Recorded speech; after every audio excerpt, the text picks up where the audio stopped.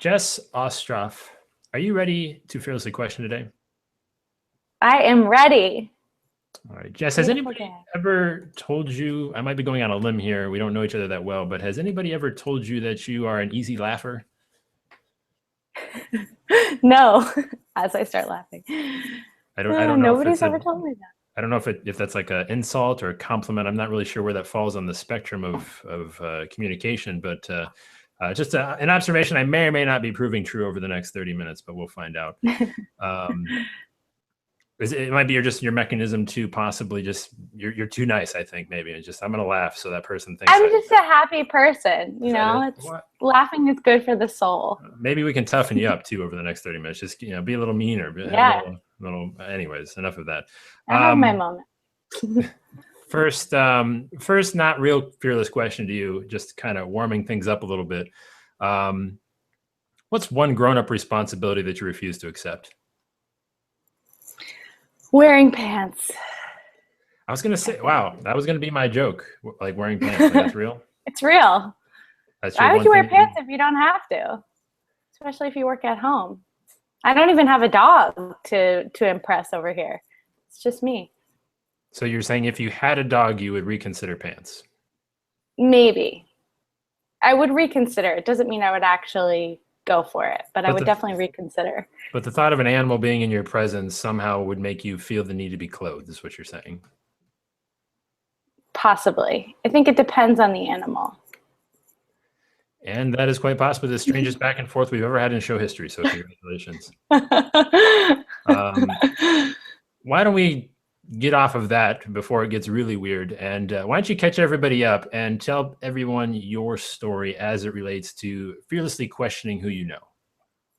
Sure. I am the director of comm of a virtual assistant firm, which we're trying to think of another name for the term virtual assistant because it doesn't really tell enough about what we do. But we focus on helping entrepreneurs and small business owners get their work done by taking some of the annoying day-to-day administrative and marketing tasks off their plate so that they can focus on what they do best, which is usually thought leadership, strategy, consulting, things like that. So that's where we're at. And some of my clients are famous in the internet sphere. And so you can just say former guest of the show is all you really former guest of the show. Yes, exactly. I mean, it's but they are well known in the world of the internet. Yes, which is a strange thing on its own to be internet famous. I guess is that. I mean, working with those people, is that not an accurate assumption? Yes. So I've been trying to think of a term to rebrand the virtual assistant. I got nothing in the 30 seconds that I was trying to think. I know, it's tough. We're working on it. We're going to think of something innovative and it's going to take over. I have faith. So you're going to coin the phrase, you're going to say out with this phrase and we're going to start a new thing? Well, I think other people could use the term virtual assistant to describe what they do, but I think what I do and what my team does is just so much more than that. I mean, we're really more partners in people's businesses as opposed to just somebody that they throw work off to and don't even talk with. And so I think that's what differentiates us and what makes us more valuable. And, is part of the reason why we work with some of these more internet famous people, because they trust us, because we are real people. And I think even just the term virtual, it has kind of a negative connotation and it makes people think, hey, are you a real person or are you a robot? And I don't want people to think that, especially when they're handing over sensitive information, like logins to things and credit card details. So we're trying to think of a better way to help people understand what we do and that we are assistants, but that we're real trusted people. So that's the challenge. I'm in the market for a virtual assistant, and just everything you said right there kind of reaffirmed my thought that I probably can't afford your services because you partners. I don't know what you're charging. We have a sliding scale depending on the work. So, and that's the thing too. I think it's a common. I guess it depends on who you talk to. You know, some people think that we're expensive and some people think that we're cheap. We're expensive compared to some of the assistants in India and the Philippines that charge $2 or $3 an hour, you know, but we're cheap for a freelancer, for example, that does content writing services. And we do those things. So it just kind of depends on what you're looking for. And it depends on the level of, again, trust and quality that you're looking for. So. I mean, this is definitely not where I envisioned the conversation going, but I'm fascinated. So I'm going to go down this rabbit hole a little bit further, but it seems like in just because, you know, what people don't know, but, you know, before you actually came onto the show, I've actually dealt with you in several instances with the other guests that we have had on the show. And it seems to me that you've always been more of like an executive type assistant in like real life, but like you do it for people across the country. Right. Do you view yourself in that kind of realm? Well, I feel like I wear several hats. So I run the company and I have people that work for me that work with other clients. I think it happened to be with you that you were communicating with some of the clients that I actually manage personally.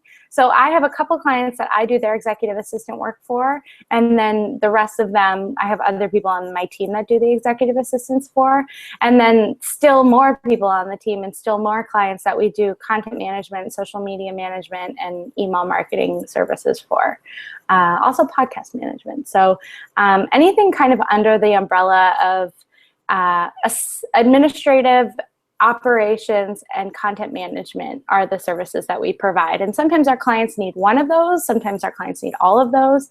And the nice thing, I think, for people who are starting their own businesses or looking to grow their businesses is that they often need all of those services, but they don't necessarily want to hire an individual firm for each thing or an individual person for each thing. So they can come to our company and they can get all of that kind of for the price of one.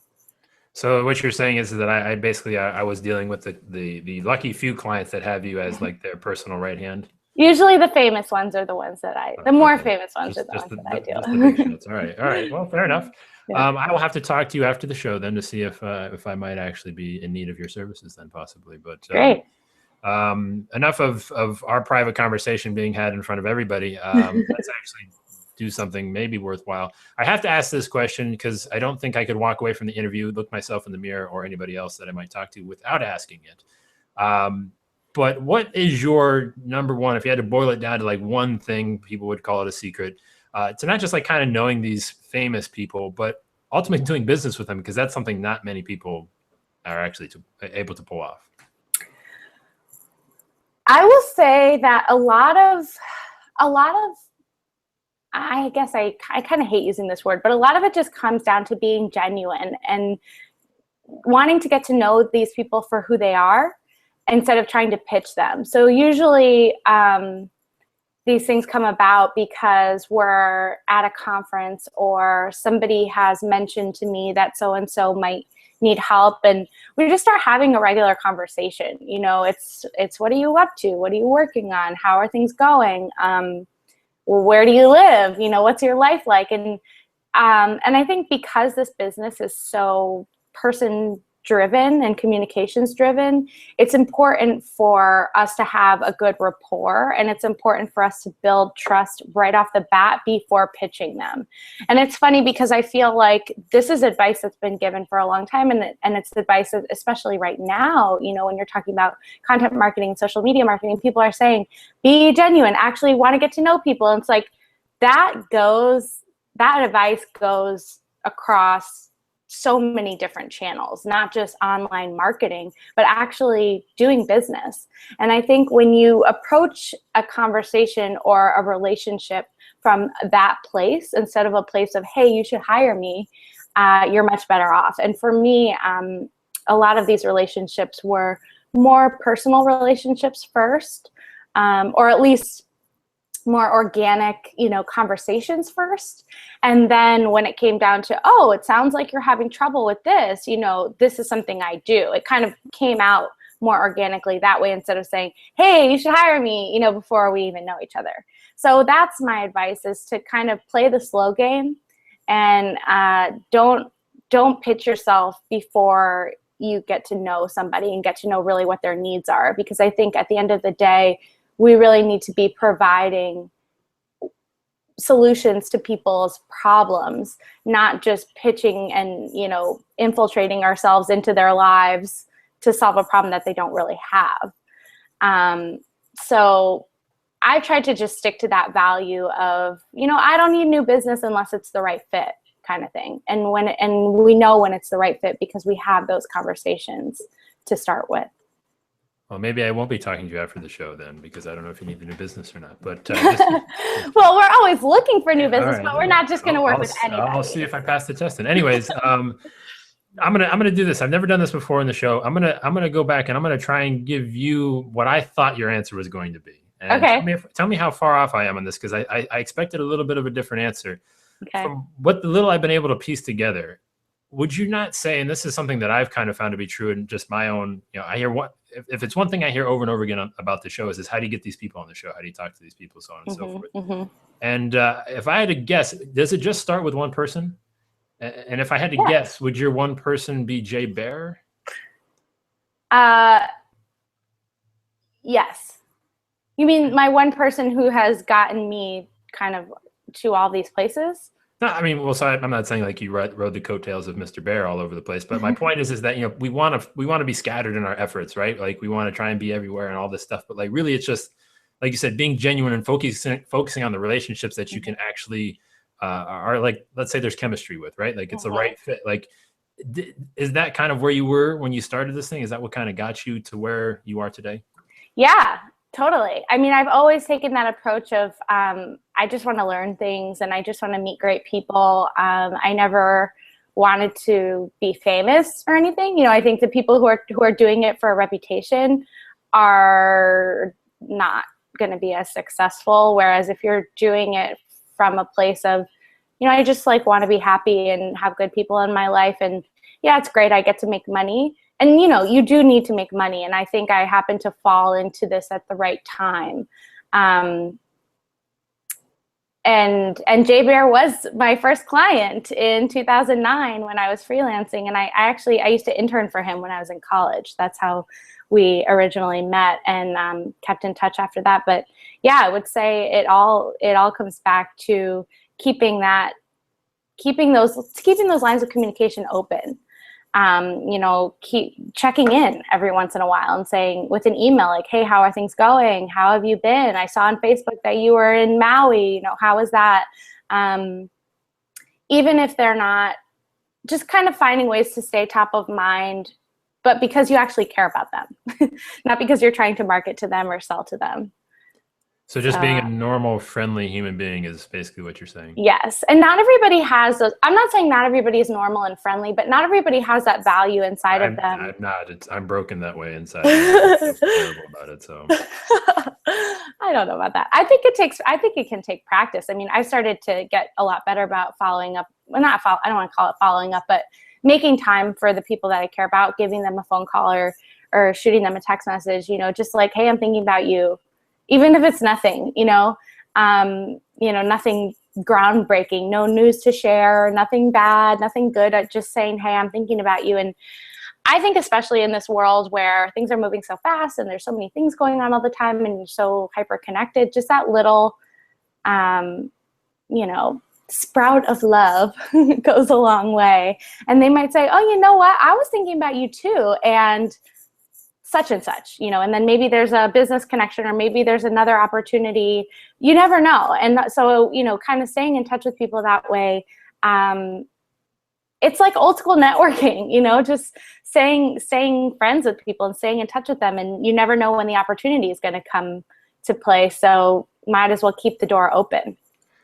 So then you fell right into my trap. You led me right into my next question. And that is who you know then entirely up to you?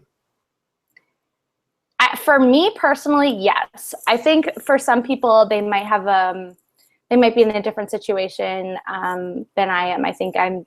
No, lump yourself in with everybody else. Don't give them a free pass. This is tough love here. Well, I think I'm fortunate because I have been able to kind of choose my own adventure. And that's because I grew up with a family that was very supportive and said, you know, if you want to quit your job and do this freelancing thing, you know, we'll support you if you need help. You know, again, I worked hard and I think I did made the right decisions and I didn't need a lot of help. But I think a lot of people are scared to do that because they don't have the support network in place. But regardless, I mean, I think you should be able to choose who you know. And I think people are everything. So choosing positive relationships and positive people to have around you is everything in business and personal life. And I think everybody has the power to choose. And so you should choose wisely.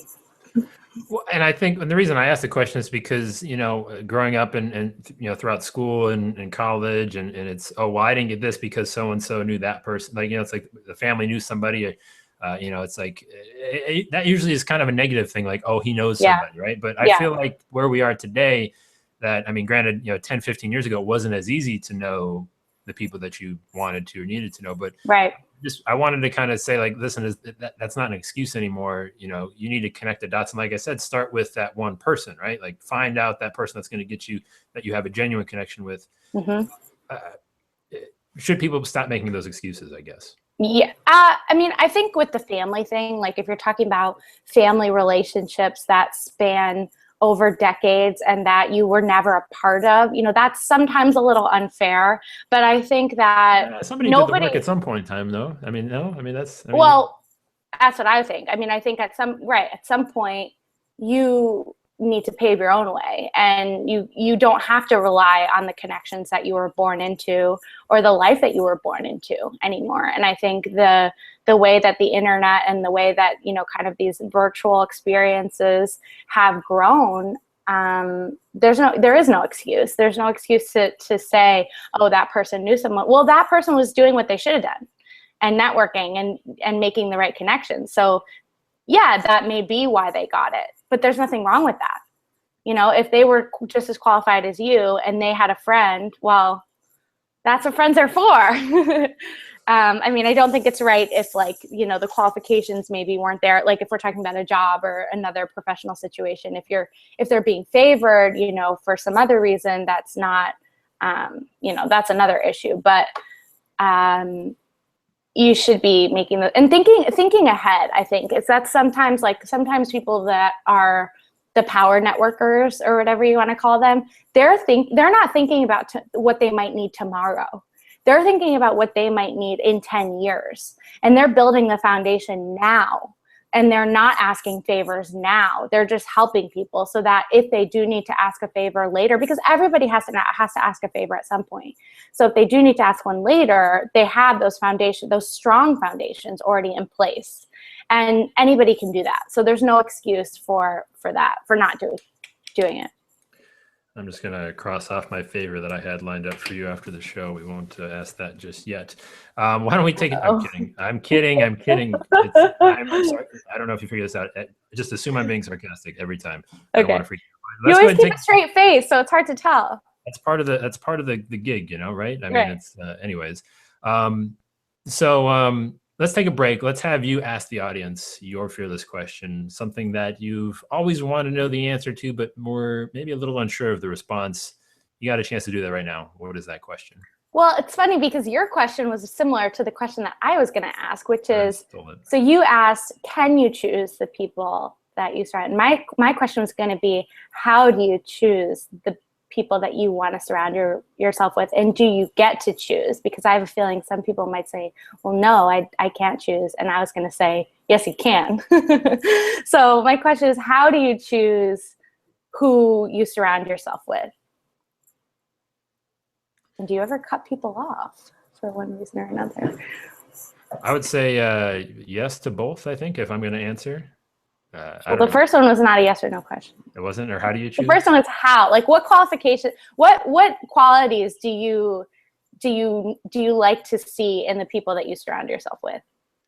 So tell me if I'm the only one. Tell me if I'm completely making this up or not. But I feel like I learned you can kind of know like really quickly. I think, can you not? Like if it's somebody worth sticking around, like, okay, like you kind of put them on a scale, like I could really be best friends with this person if I wanted. Like I see people, and I sometimes say this, and I think it's awkward for people, but like I could really be best friends with somebody in real life if I kind of see that or feel that or kind of pick up those things. I just think people ignore those weird, awkward things and don't really pay attention to them enough. Would that be inaccurate? No? I agree. No, I agree. I think that people, I think I get that a lot. I mean, I think people think that I have a familiar face or something, so they like tell me things that I don't know why. But so people say like, oh, I could be friends with you. And sometimes I don't feel the same way, and sometimes I do.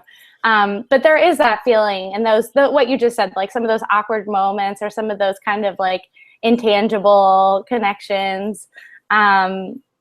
But then, okay, so then how do you decide if you want to keep them in your life? Like what things do you value that makes them worth keeping in your life?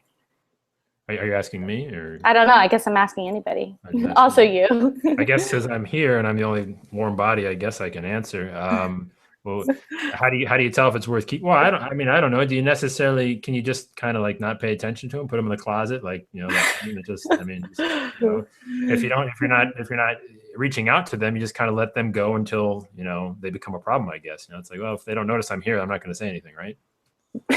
Yeah, that's true. I think this is you being way too nice. You're like looking at me like, I don't know about that, Joe. You're kind of weird, and I'm a little scared right now. I mean, if you're putting somebody in a closet, then yeah, they're probably metaphorically speaking, closet. Right. Like a real, oh, okay. Go to jail for kidnapping. I thought you were talking about that closet behind you. No, I don't think that's a closet. It's actually just a prop. It's just a curtain. There's no closet, but it's anyways. Just you're making me pull back the whole curtain of the show thing. I know. Keep me on your toes. Train wreck to train wreck. Let's go ahead and jump back, hopefully onto the tracks a little bit here. So this is, I guess, kind of bordering your question, my question. We're all borrowing off of each other today. So my question would be then, if you can't seem to know somebody, then what are you doing wrong? You're not paying attention to the things that you just said. You're not paying attention to cues that people want to get to know you, or you are somehow doing things that are turning people off. I think it's important to think about both of those things. Think about how you're approaching people. And I think this is a trap that a lot of people fall into. They start trying to network, and all they're thinking about is what they're going to say next. And they're not listening to what the person is saying to them. And if you're not listening, you're not connecting. So, I mean, people say this. My dad would always say it. You have 2 ears and 1 mouth. So you should be listening more than you should be speaking. And when you really do listen to people, I think that helps them feel even a bigger connection to you, whether it's superficial or not, because people want to be heard, and everybody should have their moment to be heard. But I think if you're really trying to make a connection with somebody, you should be listening more than you're speaking, and not jumping the gun. Don't think about the next thing you want to ask before the person gets through their thought. Think about what they're saying and how you can further that conversation, and how you can provide value to what they're talking about, or not, or realize, you know what, this isn't really, I'm not really interested in what they're talking about. I'm going to be polite. Please be polite to people. But, maybe this isn't somebody that I want to be connected with. If you're doing all that stuff and you're still not, finding people, then maybe you're looking in the wrong places. And maybe you're not being honest with yourself about the things or the person that you are and the people that you want to connect with. So I'm doubting my own questions now. So is the friends test enough then? I mean, is that enough? Because I feel like that could maybe lead you astray with maybe not necessarily the right people. And I want to, before you answer, I want to bring Bob's question in here really quickly. And he asked, so what is the key from taking networking into a relationship and business to help your customers? Is it just helping somebody? So, I mean, I guess because I mean, obviously you're not friends with everybody you work with, and you don't work with everybody you're friends with, I think, if I said that right. But right. There's a question somewhere. Feel free to. Yeah. Yes, I think instead of thinking about what you can take from a relationship, think about what you can give. And people notice that. I think that, and it's a lost art.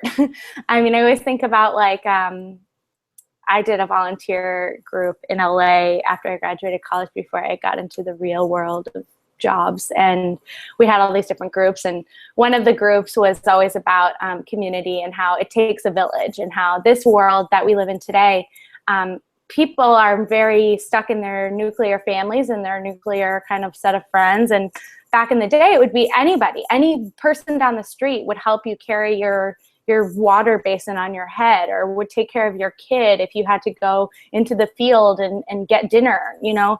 And it doesn't happen as much anymore. And as a result, I think people aren't being helped, and people aren't thinking of offering help anymore. And I think it could be as simple as like, I saw this article last week and I thought of you. Here it is. You know, I don't need anything. I just thought of you and I wanted to share this with you. Or it could be, you know, I saw you got a new puppy, you know, like, that's so cool. I love seeing the pictures on Facebook or whatever, you know, just offering something nice and not really scheduling it, but always keeping people in the back of your mind, so that when you do see something that might help them, or you do see something that made you think of them, you can remember to reach out and don't hold back. I think one thing for me, I was always like, they're going to think I'm weird if I'm like, hey, I was thinking about you. Like, it's kind of creepy, or I don't know if it's creepy, but I decided one day, like, I was just going to do it.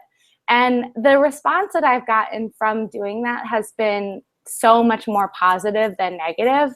I'm sure some people do think it's weird sometimes, but most of the time people say, you know what, I was having a really bad day, and this thing that you sent me like really made me feel better. And that's all, you know, that's it. And you know, even the people who you look up to and who you think are infallible and don't have feelings, don't ever get in bad moods, they do. We're all, I mean, I think Laura Fitton, I saw her post this the other day, we're all hot little messes, and we all need a pick-me-up now and then. And that pick-me-up could just be a small gesture, but it could make a really big deal in that person's life. I think women can get away with I was thinking of you thing more than guys can. That might be being some sort of gender bias, but I feel like you have an advantage on that front, because I was thinking that a little bit as I was saying it. I don't know if men might have to take a different approach. I mean, let's be honest. Not if I was thinking about you. If I sent you an email that says, I was just thinking about you, here you go. I mean, my wife would probably have something to say about it, and I don't know who else would just like, this isn't right. I don't know.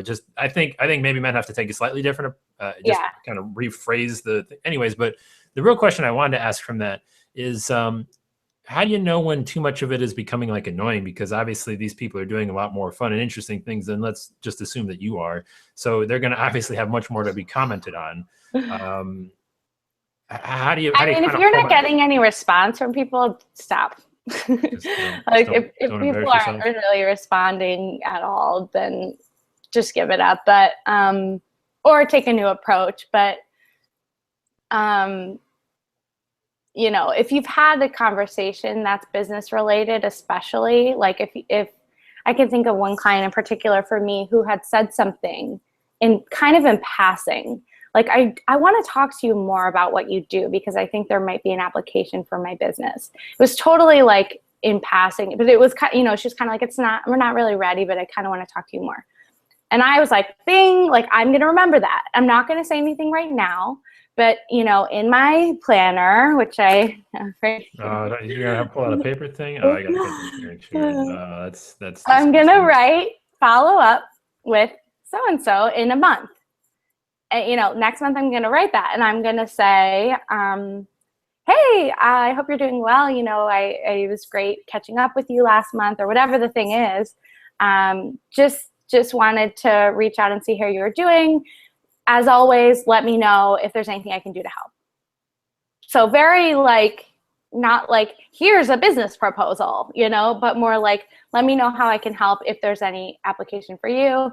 Have a great weekend, whatever, you know, like, not expecting any response, but kind of just planting the seed, if you will.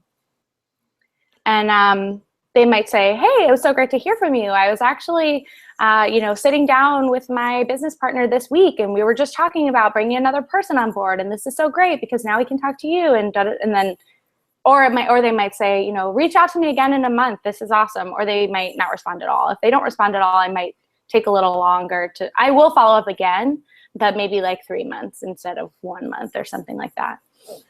Your gigantic planner temporarily distracted me from almost forgetting this question, but I got it back right before you just finished talking. Oh, good. I think the thing is, and I'm kind of at this point, you probably have been living this life for a long time, and for that I can hate you for it a little bit, but I kind of get frustrated, and I'm sure a lot of people do, is that you do these sorts of things, you have these thoughts, conversations, whether it's with some other people momentarily, briefly, but you just want to interact with those types of people that, like you said in your rant leading up to the show, that inspire you and challenge you to be better. And I think I think we should all be trying to move to that place, maybe, to where we just surround ourselves with those people more often. But obviously, it's a chicken and the egg sort of thing. How do you get there? I don't know if there's a question. But well, I think it's hard. I think because I think in every industry there are people who are inspiring, and if everybody is inspired by those people aren't going to have enough time to inspire all these people individually, right? So, you know, maybe you want to surround yourself with certain people, but maybe they don't want to be surrounded with you, and that's okay. There are going to be other people. Maybe they're not quite as influential or quite as inspiring yet. You know, I mean, everyone starts somewhere. Like, you know, Jay has always been Jay. He's always been awesome, but you know, he didn't necessarily get the recognition that he deserved until the last few years. That doesn't mean he wasn't inspiring and awesome to be around. So I think paying attention less to somebody's level of clout with a C or a K, and more to what they're saying and how they're making you feel, and whether you're on the same page with them in terms of values. Because just because they're not famous today doesn't mean they won't be famous tomorrow, and that's how the internet works. So I think it's more important to look at maybe the second tier people or the third tier people who are saying awesome stuff, maybe aren't getting the recognition yet, but who you can still connect with. And those are the people who are still going to be open to connecting and maybe open to taking a mentee and having, you know, having them as your mentor. So just look outside the box, I would say.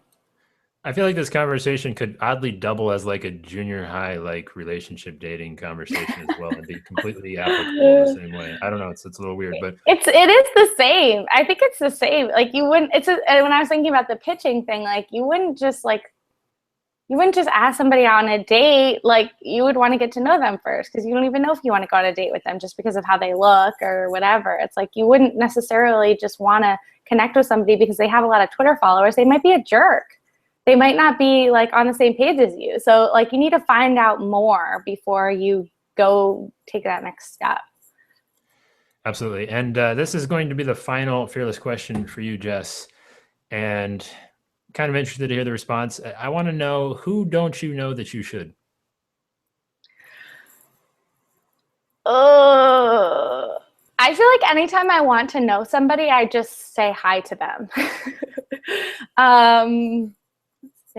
You know, actually, who I really want to know is Anna Sale, who is the host of the podcast Death, Sex, and Money. And I have been listening. I'm a relatively new listener to her podcast, and I love it. And I really want to be her friend. She told a story about her now, I think they're married or they're getting married soon. Her boyfriend, who was like a past boyfriend, and they got reconnected through some government person in Michigan. It was like, or South Dakota. I don't know. It was this crazy convoluted story. And that's what made me really love her, because it made me feel like she's an actual person, because all the other times, you know, she's interviewing people, but she has a way of getting these so interesting thoughts and ideas out of these people that like you would never expect. And I would just love to grab drinks with her. I think she's in New York, so it could be possible. That's probably an advantage living in New York, because I'm assuming there's a lot of people that fit that mold, that you can just say, hey, we're like 5 minutes down the street from each other. Right. It's awesome. Yeah. And people are more, this is one thing I'll say too, is people are more approachable than you think. Just because you think somebody is famous and that they're not going to have time for you, that might not be true. You have nothing to lose by reaching out. And I say, just go for it. Accept your pride. It's okay. Get over it. Yeah. I mean, but what is that, right? Like I throw myself all over the place all the time. Yeah. You'll get over it. And you're still standing, so. I am still standing. Well, I'm actually sitting, but yes, I'm still here. Proverbial. Well, Jess, I really appreciate you taking the time to be with us here today, and hopefully you survived the questioning. Where can people find out more about you to be your awesome, not virtual assistant? Yeah. I am all over the internet at Jess Ostroff. Anywhere you can find social media, I'm usually there. LinkedIn, Instagram, Twitter, Facebook are what I use the most. My website is Don't Panic MGMT, which is short for management.com. And you can check out our blog there. You can check out our services. You can check out some of the other people on my team who are also super interesting, living really interesting lives and also kicking butt at the same time. Yeah, I think that's about it. All right, Jess, I really appreciate it. And now I'm going to go talk to you about how you probably don't want to work with me. So I'm looking forward to that. Conversations where I get to, lose my have pride. some confidence. You Confident self. You have to be a little self-deprecating because I have too much of it, so I have to knock myself down a little bit. Okay. But in all seriousness, if you want to know what fearless question Jess is afraid to ask herself, we'll head on over to fearlesslyquestioning.com. You can get her answer to the question she's most afraid to ask herself. And of course, along with all the awesome other guests that we've had on, including half of her client list as well. So Jess, really appreciate you for being here today. We'll catch everybody on the next one. Take it easy. Great. Thanks, Joey. Bye.